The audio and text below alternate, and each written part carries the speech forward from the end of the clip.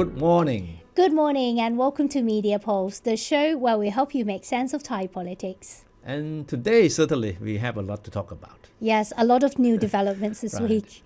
But we have to say that it has been a rather tumultuous week for Thai politics. Yeah. Last Saturday, we saw a huge rally that only added to the mounting pressure on the besieged Paetongtarn government.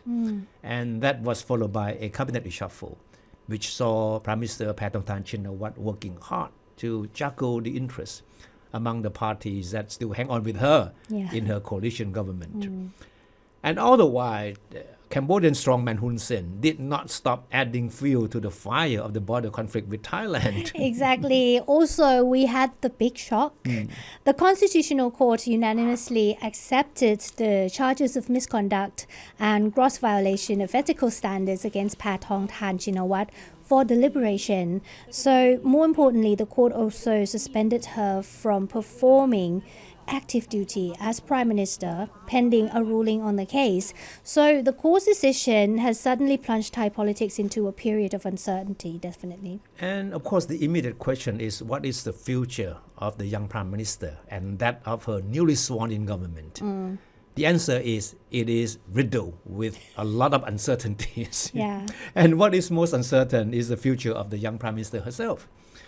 Political observers and most media analysts seem to concur that the writing is on the wall for her. Yeah, the Constitutional Court is expected to at least take a month before it comes up with a ruling. But before we look into the future, let's quickly recount how things unfolded throughout the week and how we get here at this point. What has happened to Paetongtarn is definitely unprecedented because in the sense that the job of a Prime Minister in Thailand, this time is threatened by a non-domestic issue. It all has to do with her disastrous phone call with Cambodian strongman Hun Sen in the midst of the border dispute between the two countries. Critics believe that how she handled the conversation amounted to treason. That's why she has been branded a Prime Minister who is selling the country to our enemy.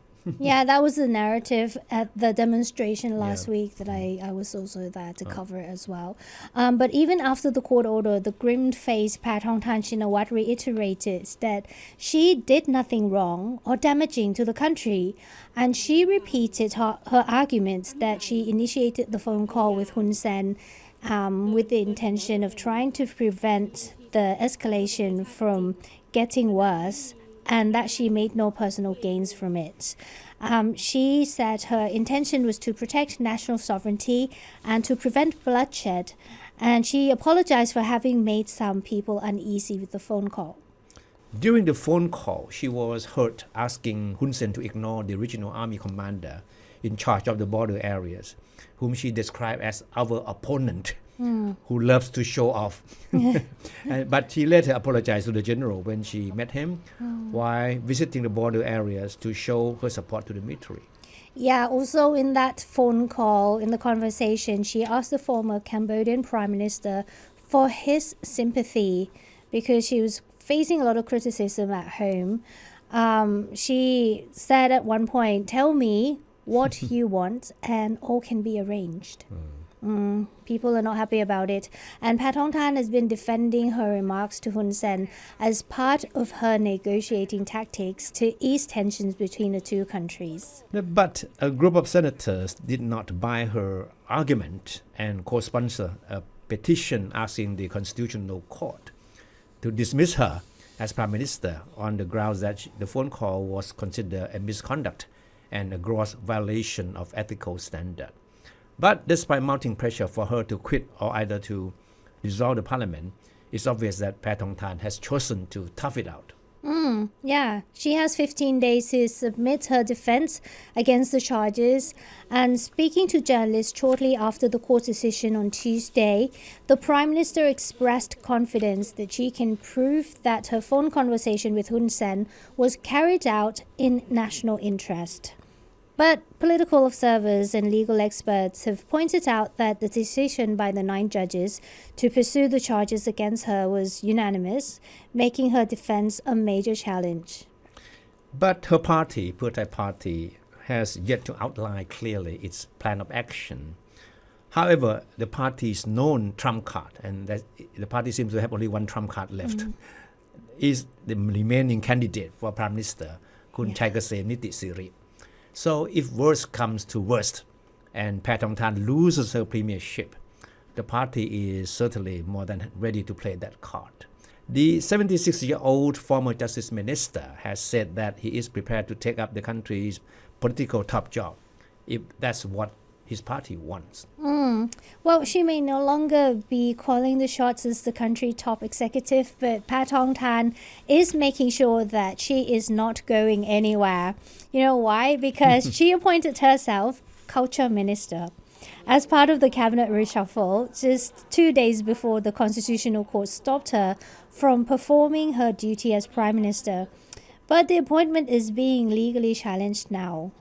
Now, her opponents pointed out that the charges filed with the Constitutional Court against her deal with alleged misconduct and serious breaches of ethical standard. And so they went on to argue that constitutionally, the ethical standard applies not only to the Prime Minister, but also to members of the cabinet. That means, in their opinion, Paetongtarn should also be suspended from performing her duty as Culture Minister. Yeah.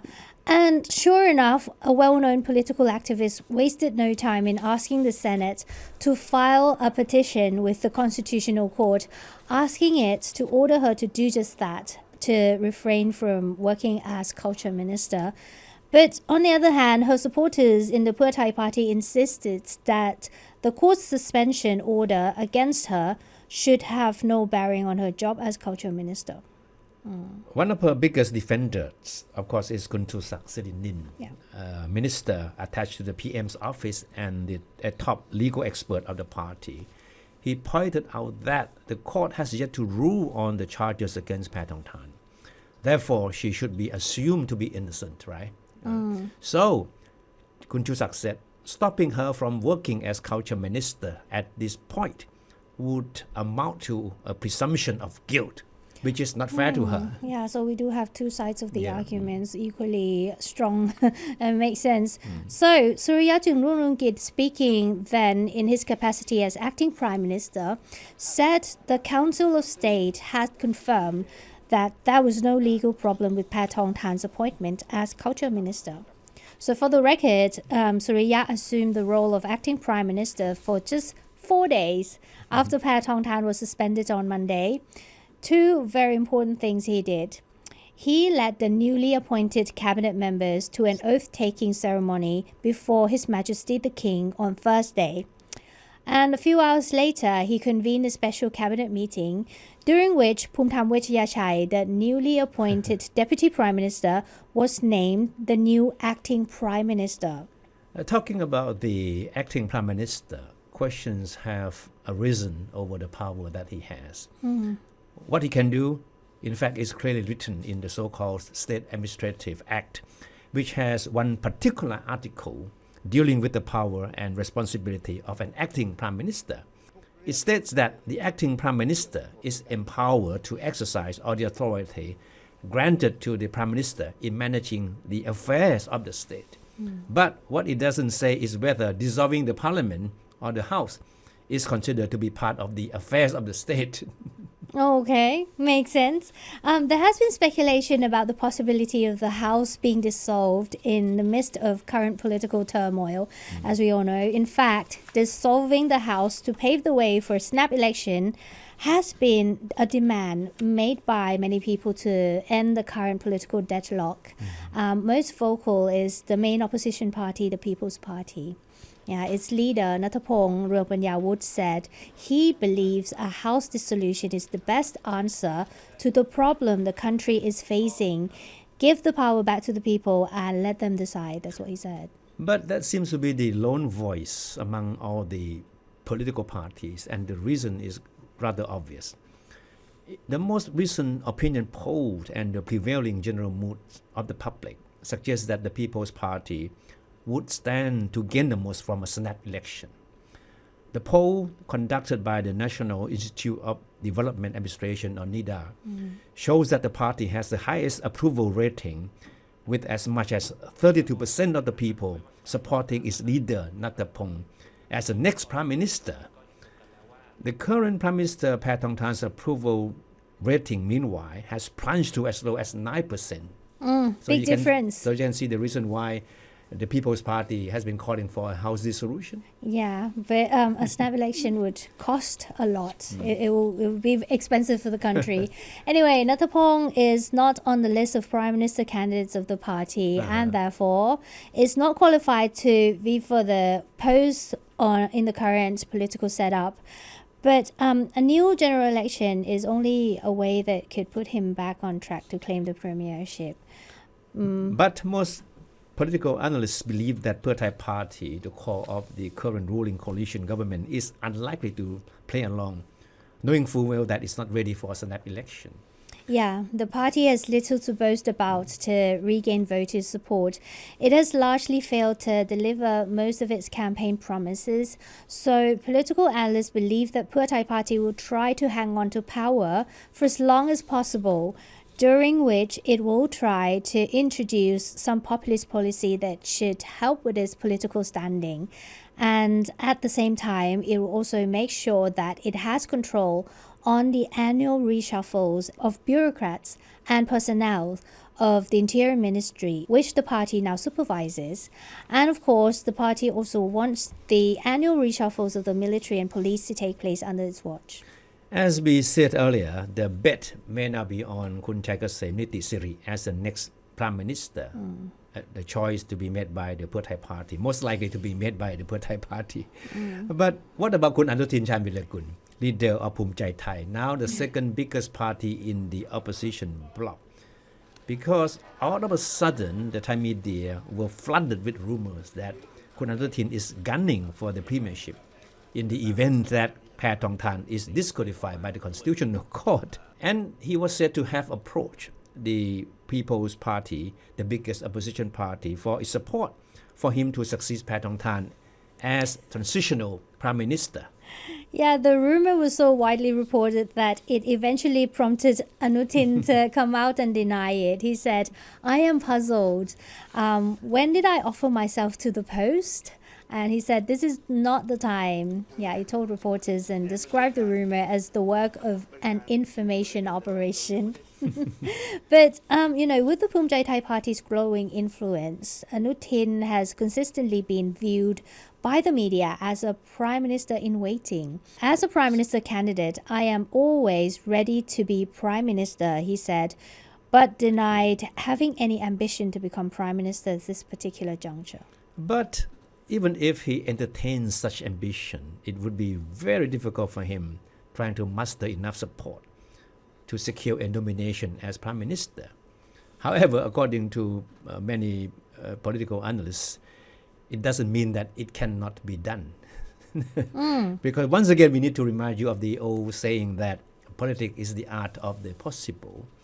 And it has been proven time and again that in Thai politics, anything is possible. Yes, but for now, we can say that the future of Thai politics is still full of uncertainty. So what is rather certain is that if Paetongtarn is eventually dismissed by the Constitutional Court, the grip on political power by the Shinawatra family will be severely shaken. But will it go as far as the headline in the Straits Times of Singapore suggests or not? Remains to be seen. Yeah. Well, it has been a busy week for the Shinawatra family as well, despite, all the reshuffles and the politics is going on. And it's also a busy week for a lot of reporters. Definitely. Yeah.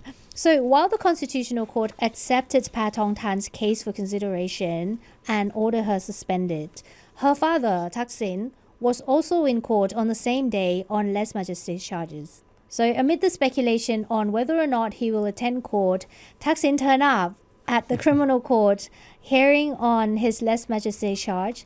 And this case relates to the interview he gave on Korean television back in 2015.